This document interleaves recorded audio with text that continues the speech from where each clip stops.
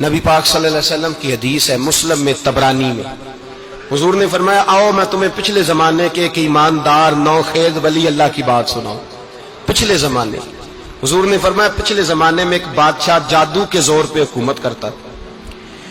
جب وہ ایک جادوگر اس نے رکھا ہوا تھا تو جادوگر اس کو جادو بتاتا، وہ جادو کے زور پر حکومت کرتا۔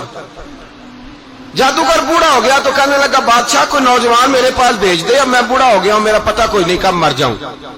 ایک نوجوان کی ڈیوٹی لگائی، بڑا زیرک سمجھدار، اپنے رعایا میں سے چن کے جو ذہین فطرت مزاج بچہ تھا وہ اس نے لگایا۔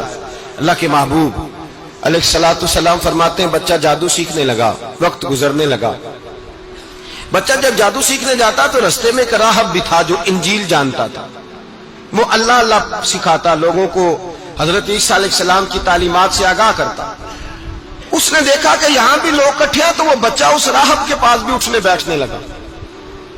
اب جب اس کے ساتھ اس کی گفتگو بڑھنے لگی تو اس کو باتوں میں لذت آنے لگی۔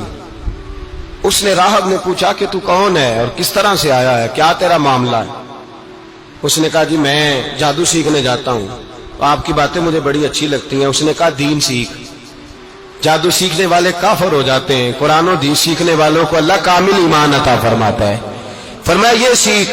بچہ بیٹھنے لگا، اس کے پاس آنے لگا، باتیں دل میں گھر کرنے لگی۔ ایک وقت آیا کہ مسلمان ہو گیا، اور مسلمان کیسے ہوا؟ بچہ کہتا ہے میں تجربہ کر کے ہوا۔ اب میں تھوڑا سا وقت جادوگر کے پاس بھی جاتا اور باقی سارا وقت وہاں بیٹھتا۔ میں ایک دن جا رہا تھا تو رستے میں اژدہا تھا، بہت بڑا سانپ تھا، رستہ روک کے کھڑا تھا۔ یہ حضور نے بیان کی حدیث۔ نبی پاک صلی اللہ علیہ وسلم فرماتے ہیں بچہ کہتا ہے کہ رستے کے اندر سانپ ہے، رستے بند ہے، لوگ چھتوں درختوں پہ چڑھے ہیں، راش ہے۔ کہتے چھوٹا سا روڑا میں نے اٹھایا تو میں نے کہا اللہ اگر جادوگر سچا ہے تو اسے مار دے۔ چھوٹا سا روڑا میں نے پھینکا، اژدہا کوئی نہ مرا۔ پھر چھوٹا روڑا اٹھایا، میں نے کہا اللہ اگر وہ عالم سچا ہے تو اسے مار دے۔ اب جب میں نے روڑا مارا تو اژدہا مر گیا۔